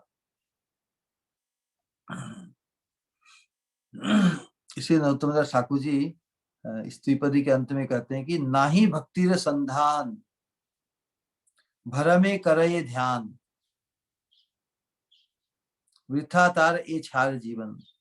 उनका जीवन वास्तव में व्यर्थ है। ना ही भक्ति रे संधान, भक्ति का स्वरूप क्या है, उसका स्वभाव क्या, इत्यादि विषयों का उन्हें कोई ख्याल नहीं, संधान नहीं, उसकी कोई जानकारी नहीं, कभी कुछ पता नहीं। संधान मतलब पता नहीं। भ्रम में करे ध्यान, वे भ्रम या भ्रांतिवश ही अन्य देवी देवताओं की ध्यान धारणा करते हैं और उसी में अपने आप को सफल मनोरथ मानते हैं। ये ग्रंथि, जड़ ग्रंथि, धर्म की ग्रंथि कितनी जटिल है। तो जो भक्ति के स्वरूप को नहीं पहचान पाते, देवी देवताओं की ध्यान धारणा में ही फंसे रहते हैं, तो बहिर्मुख लोग और कर्मी ज्ञानियों की तरह उनका जीवन भी अति तुच्छ बन जाता है। इसीलिए तो भगवान ने भगवद गीता के उपदेश के अंतर्गत कह दिया ना कि सर्वधर्मान परित्यज्य। तो धर्म क्या है वास्तव में? मामेकम शरणम व्रज, एकांतिक भाव से भगवान श्री कृष्ण के चरणारविंद में शरणागत होना, यही एकमात्र धर्म है। बाकी सब अनात्म धर्म है। आत्मधर्म कौन सा है? एकमात्र भगवान के चरणों में एकांतिक भाव से प्रीति में शरणागति। मामेकम शरणम व्रज अहम त्वाम सर्व पापेभ्यो मोक्षयिष्यामि मा शुचः। जितने भी अनात्म धर्म है, पूर्व के धर्म है, क्योंकि आत्म धर्म तक लाने के पहले जीव को धीरे धीरे धर्म के धरातल पर, धर्म के सोपान पर लाना आवश्यक है। उसकी जो भोग वृत्ति है, भोग की प्रवृत्ति, भोग की आकांक्षा है, उच्छृंखल है, पशुवत है। उस पशुवत भोग वृत्ति को संकुचित करने के लिए धर्म के सोपान पर उसे लाने का कितना प्रयास किया है वेदों ने, शास्त्रों ने। तो धर्म की विशेष धर्म करने से वर्णाश्रम धर्म के अंतर्गत जितनी भी अनेक प्रकार की जो उपासना या जो अनुष्ठान या शिष्टाचार, अतिथि देवो भव, उसके अंतर्गत ये संभावना है कि उसे महत् संग की प्राप्ति होगी, उसे सत्संग की प्राप्ति होगी। सत्संग अर्थात सत अर्थात सत्पुरुष। सत्पुरुष का जो संग है, सत्पुरुष में जो अनुरक्ति है, वही सत्संग है, वही भक्ति है वास्तव में। इस चीज का निरूपण आज की स्त्री पद्य में किया गया। सत्संग ही भक्ति रूप है। सत्संग में वही अनुशीलन है जो भक्ति कहलाता है।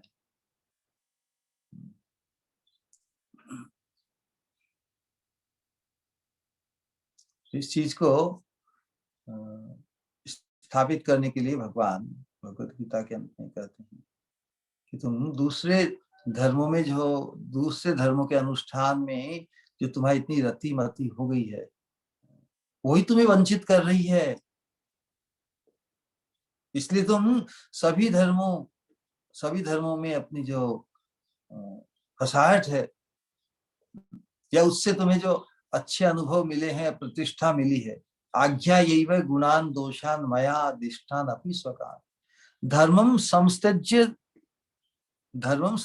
सर्वान माम भजेत सच उत्तम है। मेरे भजन के लिए कोई सभी धर्मों का त्याग कर दे।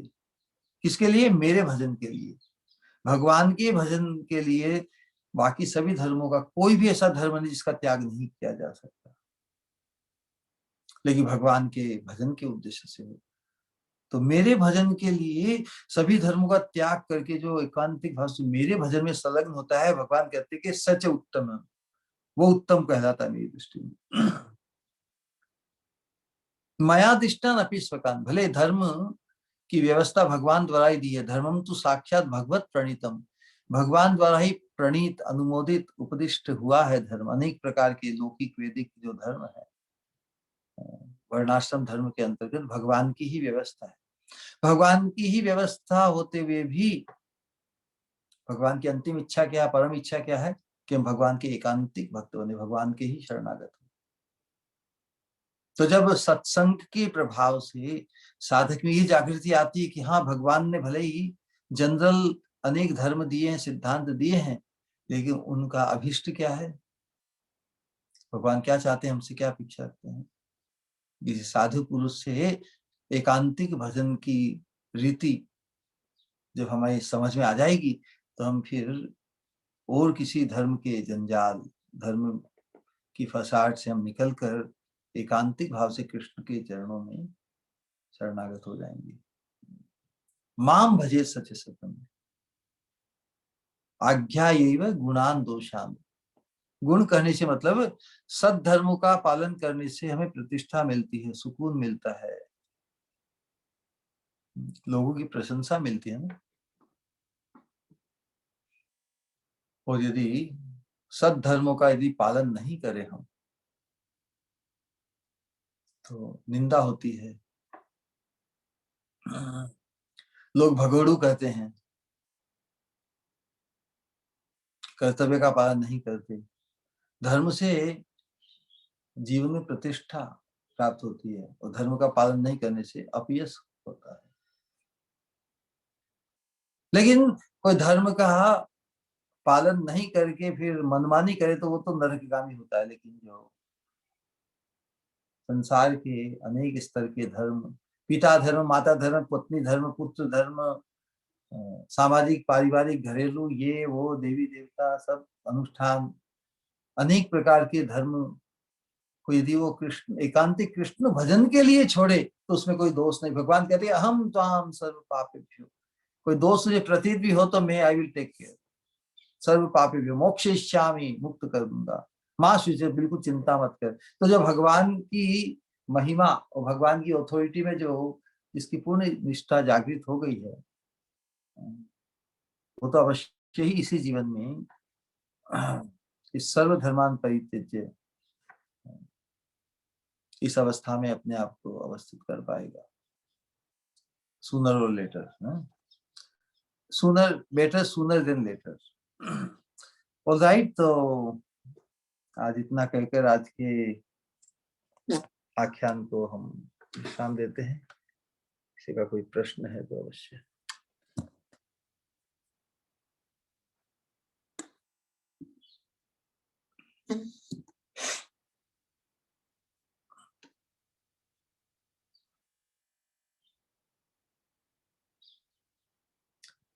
Puneet is host today. हरे कृष्ण महाराज के अंदर प्रणाम। हाँ कृष्ण।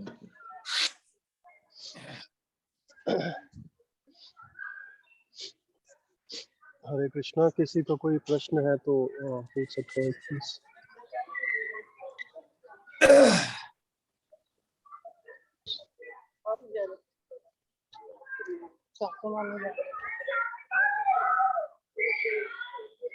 यदि भाषा हमारी भाषा कुछ स्पष्ट या कुछ क्लिष्ट हो या कठिन हो तो हमें बताइए, हम थोड़ा मॉडिफाई करेंगे, लेकिन हम तो सहज बोलने का प्रयास करते हैं।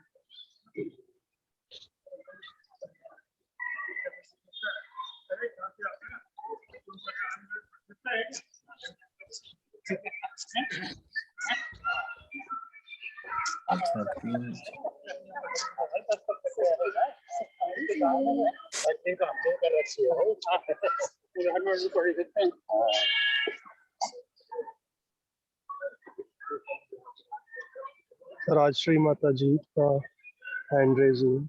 माता जी बोलिए। हाँ कहिए।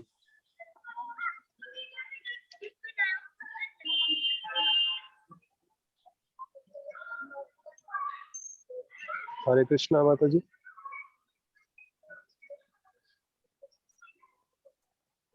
हरे कृष्णा।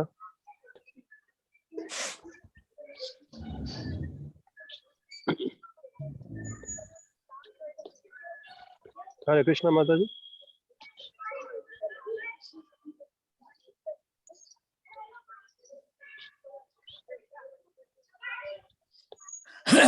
ऑलराइट, तो ठीक है। इसी प्रकार अपने मनन को, जो कुछ हम श्रवण करते हैं उसका मनन भी करना चाहिए। ओ माता जी बोल रहे हैं कि वो चैट में लिखा कि वो बोल रही है पर हम सुन नहीं पा रहे हैं। अच्छा, बोल रही है, देखते हैं।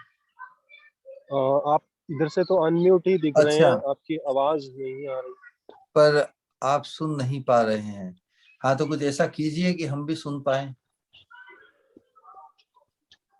तो आप चैट में ही लिख दीजिए कुछ सवाल। या चैट में शायद एक्सप्लेन करना इतना मुश्किल हो, बोलने से इजी हो जाता है, लेकिन कुछ है क्या सिस्टम जिससे सुनाई दे सके हम सबको? रिकनेक्ट, एक बार आप रिकनेक्ट कर सकते हैं, या तो आपका माइक या तो क्लोज करके बंद करके वापस ज्वाइन होइए।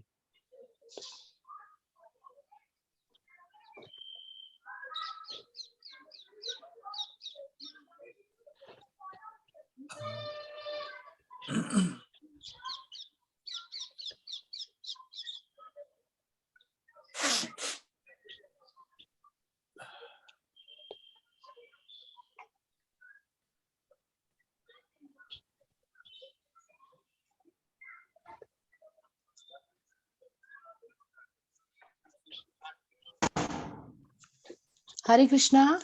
हरे कृष्णा। हरे कृष्णा, प्रणाम श्री गुरु। आवाज आ रही है? आ रही है। हाँ, हरे कृष्णा, प्रणाम श्री गुरु। आपने बहुत सरल और सुंदर भाषा में बहुत अच्छे से समझ में आ रहा है गुरु महाराज जी, आप जो भी समझा रहे हो। और आज तो मतलब भक्ति आनंद में है और कृपा पूर्वक ही मिलती है। कितना सुंदर समझाया महाराज जी आपने। और हम कृष्ण के अंश है और हम कितने जन्मों से हम भगवान की ऐसे प्रेमा भक्ति हम नहीं समझ सके, लेकिन अब जब इस जीवन में परिचित हुए तो हमें हमारे अंदर ये भावना स्थित होना बहुत जरूरी है कि हम जब सोचते हैं, बोलते हैं, उठते हैं, ये सब जब हम करते हैं ना, तो हमें कृष्ण के लिए हम लोग क्या कर रहे हैं ये हमें अनुभव होना बहुत जरूरी है। इसके बारे में भी आपने कितना सुंदर समझाया गुरु महाराज जी, बहुत सुंदर। प्रश्न तो नहीं है, बस आपने इतना सुंदर समझाया हर एक चीज व्यवस्थित कि एकदम क्लियरिटी से हमको समझ में आया है सब। बहुत आनंद। और ये भी कितना सुंदर बताया गुरु महाराज जी की अन्य वासनाओं के साथ रखकर भक्ति करते हैं तो वो अलादनी शक्ति प्रकाशित नहीं होती है। तो हमें कितना सावधान रहना पड़ेगा जब हम भक्ति कर रहे हैं, तो इन सब चीजों से हमको कितना सावधान रह के हमें भक्ति करना है। नहीं तो फिर हम लोग बस वो स्वर्ग उसमें चक्कर में जैसे देवता फंसे रहते हैं वैसे हम भी फंस जाएंगे। और ये तो कितना दिव्य प्रेम भक्ति मार्ग है, तो इसमें हमको कितना सतर्क रहना चाहिए। बहुत भक्ति कैजुअल नहीं है, या भक्ति कैजुअल नहीं है जैसे वो हाँ चल रहा है। भक्ति भक्ति तो बहुत ही पॉइंटेड है ना। भक्ति तो हमें एकदम चित्त की जो भाव है, भाव मतलब आसक्तिमय है। भक्ति कोई औपचारिकता नहीं है, भक्ति कैजुअल नहीं है। कैजुअल मतलब औपचारिकता, आम वस्तु नहीं है भक्ति। जैसे आम आदमी पार्टी होती है ना, कोई भी आ जाओ। जैसे भक्ति मार्ग में प्रवेश अधिकार है ना सबको दिया, लेकिन उसके लिए योग्य बनना पड़ेगा। क्योंकि भक्ति मार्ग में हम प्रवेश हो गए इसके लिए हम भक्ति संपन्न हो गए, शुद्ध भक्त बन गए, ऐसा नहीं है। उसके लिए प्रॉपर एटीट्यूड, प्रॉपर समझ, भक्ति की श्रेष्ठता को, क्यों ये ज्ञान कर्म योग इनका वर्णन निरूपण किया जाता है, भक्ति की श्रेष्ठता को, भक्ति की अद्वितीयता को स्थापित करने के लिए। भक्ति का किसी के साथ कंपेरिजन हो ही नहीं सकता। भक्ति चिन्मय है, बाकी सब साधन त्रिगुणात्मक है। भले वो कैसी हो, त्याग की साधना हो, तपस्या की साधना हो, व्रत की हो, अनुष्ठानों की हो, योग साधना अनेक प्रकार की जो टीवी पे दिखाई जाते हैं, एक बाबा आते हैं ना, योग बाबा। सभी साधना, क्योंकि उनमें कृष्ण प्रीति के संबंध से कुछ नहीं मिलेगा, बल्कि कृष्ण स्मृति से हमें वंचित कर देंगे। हमारा आवेश तो भक्ति है, वो आवेशमय है। भक्ति को ऐसे ही कॉन्सेंट्रेटेड चीज, कोई बिखरी हुई चीज नहीं कि हाँ ये भी कर रहे हैं, वो भी कर रहे हैं, ये भी कर रहे हैं, वो भी कर रहे हैं, भक्ति भी कर रहे हैं। भक्ति चिन्मय वस्तु है, तो उसका ध्यान रखते हुए हमें करना चाहिए। भक्ति के साथ किसी का मेल जोल तो फिर उससे भक्ति की ही हानि होगी, है ना। जिस प्रकार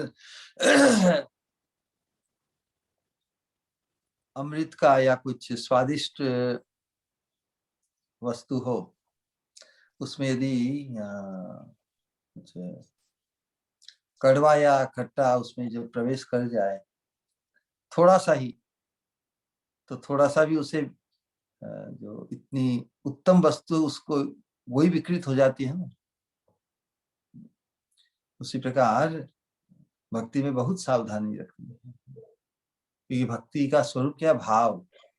सो व्हाट इज इन, हमारी भावना में क्या है। हम भावना से तो भगवान से नहीं छुप सकते ना। हमारे मन में क्या भाव है वो तो भगवान को विदित है। तो भगवान हमें देखते हैं, भगवान हमें सुनते हैं। जब ऐसी जागृति हो जाए तो फिर हमारी भावना कितनी केंद्रित हो जाएगी भगवान के उद्देश्य से, है कि नहीं। फिर हम कुछ गलत कर ही नहीं पाएंगे, गलत सोच नहीं पाएंगे किसी के प्रति भी, सबके प्रति सद्भावना हो ही जाएगी। कोई हमारा कितना भी दुश्मन विपरीत व्यक्ति हो, उसकी भी क्षमता तो वही है ना, वो भी बस अज्ञानवश या वंचित होने के कारण उधर नहीं बढ़ पा रहा है, तो उसके हृदय में भी भगवान विराजमान है। कोई हमें धोखा भी देना चाहे, हमें वंचित करना चाहे, कोई हमें, वास्तव में कौन हमें धोखा देता है? हम अनंत जन्मों से खुद को ही धोखा देते आए। कोई हमें करोड़ों रुपए का भी धोखा दे जाए, लाखों रुपए कर दे, हमसे कुछ गलत काम या कुछ करवा कर हमें वंचित भी कर दे, तो वो हमें रिमाइंड करना चाहिए कि हाँ, संसार का स्वभाव ही है एक दूसरे को वंचित करना, खुद को भी वंचित करना। तो ठीक है, कोई व्यक्ति हमें वंचित करता है, कोई धोखा देता है, कोई हमें आक्षेप करता है, तो वो उतना बुरा नहीं है जितना बुरा हम खुद के लिए ही बने हुए हैं अनंत जन्मों से। कोई व्यक्ति तो इस जीवन में हमें धोखा देता है या हमें वंचित करता है, हमने अपने आप को तो कितने जन्मों से वंचित किया है। कि जब चेतना में ऐसी जागृति आएगी तो हम किसी के प्रति द्वेष रख ही नहीं पाएंगे, असंभव है,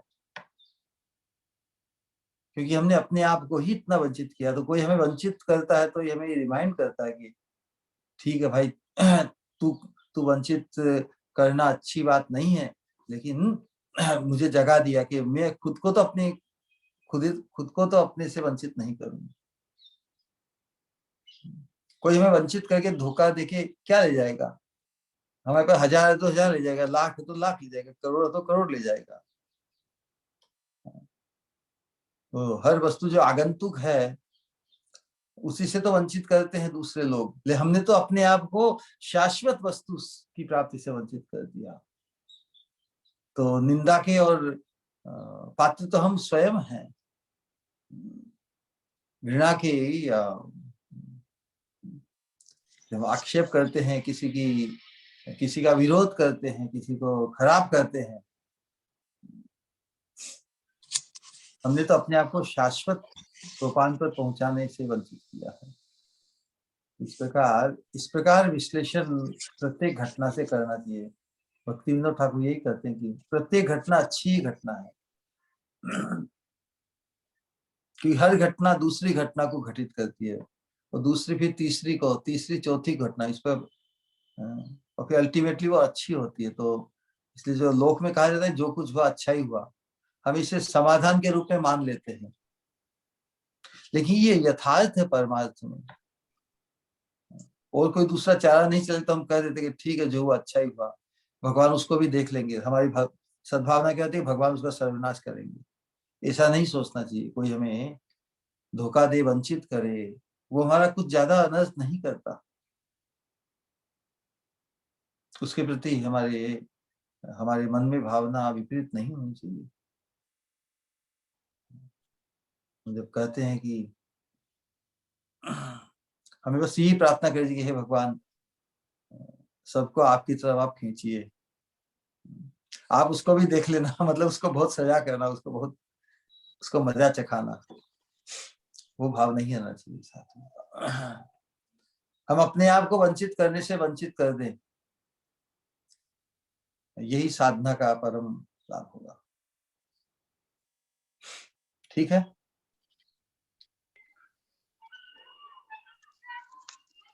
यस महाराज। पुनीत। यस महाराज। तो किसी और का कोई प्रश्न या कमेंट्स है तो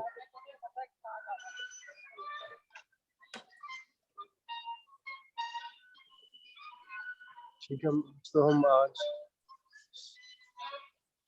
तो महाराज का धन्यवाद करते हैं बहुत बहुत चैंटिंग हरे कृष्णा महामंत्र। हरे कृष्णा गायत्री व्यास आज माता जी का हैंड रेज हुआ। गायत्री व्यास कुछ। हरे कृष्णा माता जी।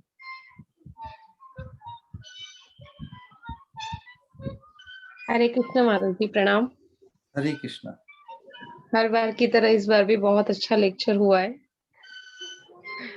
महाराज जी, एक छोटा सा प्रश्न था। हरे कृष्णा। हाँ कहिए, पूछिए। हरे कृष्णा। हरे कृष्णा। हाँ, कहिए। हरे कृष्ण माता जी, सुन पा रहे हैं आप? हाँ,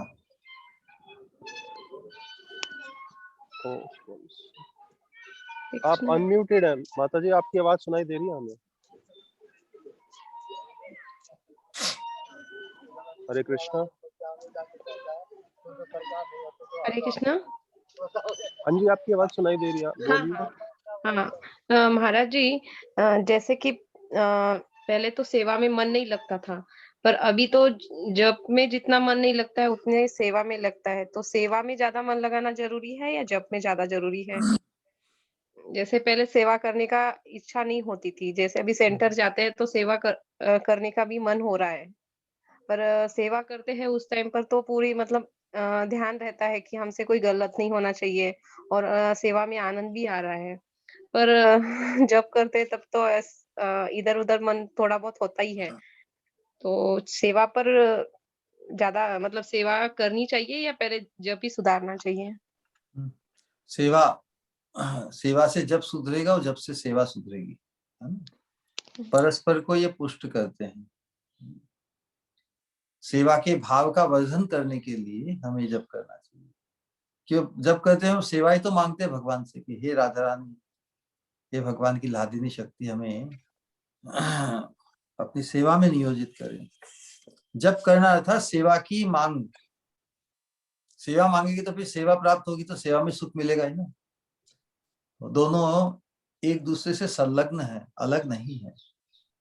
और अल्टीमेटली हमारा लक्ष्य है कीर्तनीय सदा हरि। सेवा करते हुए भी हम ये अनुभव करते हैं ना कि भगवान तो हमेशा ही कीर्तनीय है।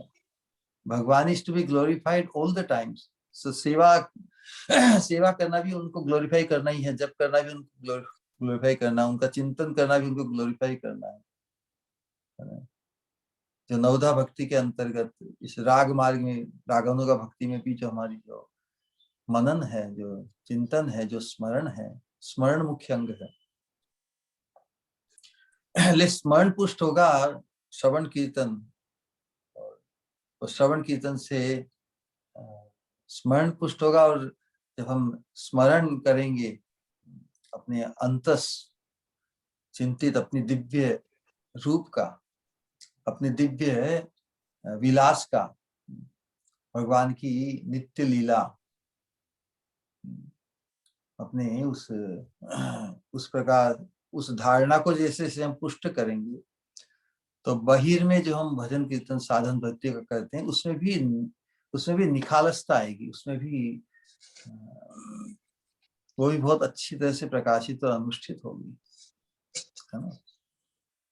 तो जब भी करना है सेवा भाव को बढ़ाने के लिए, और सेवा में यदि मन लगता है तो ये बहुत अच्छी बात है कि अल्टीमेटली सभी साधनाओं का जो अंतिम लाभ है, परम सोपान है, वो सेवा की प्राप्ति है।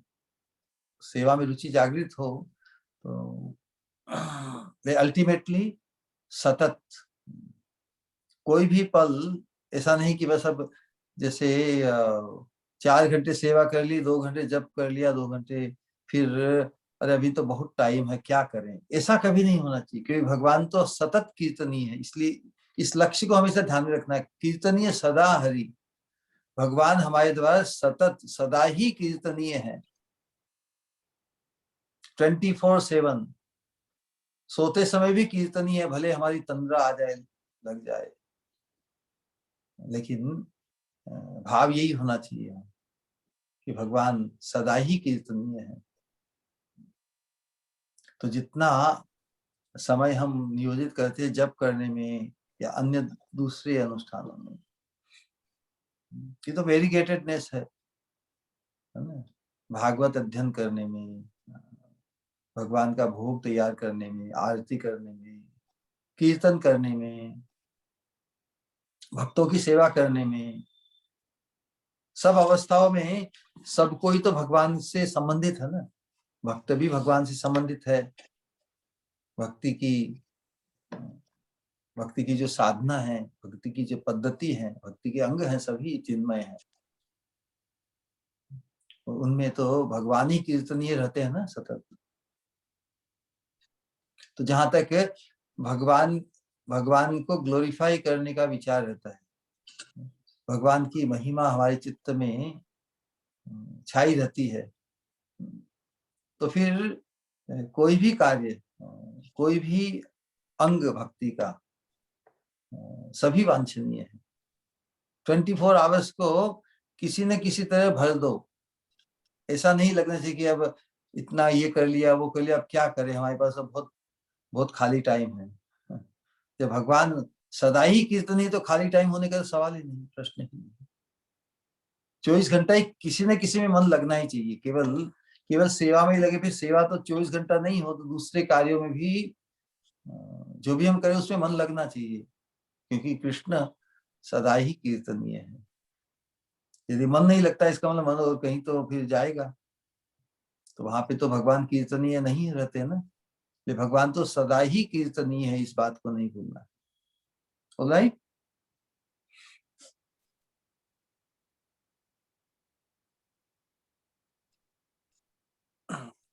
आज तो अहमदाबाद से भी है कोई?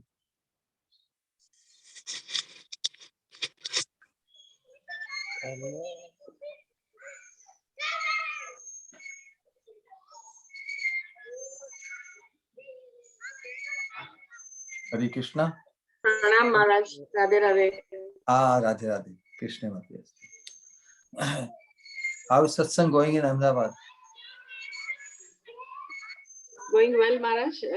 Just came back for Dwarka today morning. अच्छा, okay, welcome. All is well by Krishna Kripa and the Kripa of all the Vaishnavas. Pranam, Maharaj. Beautiful, beautiful, Krishna.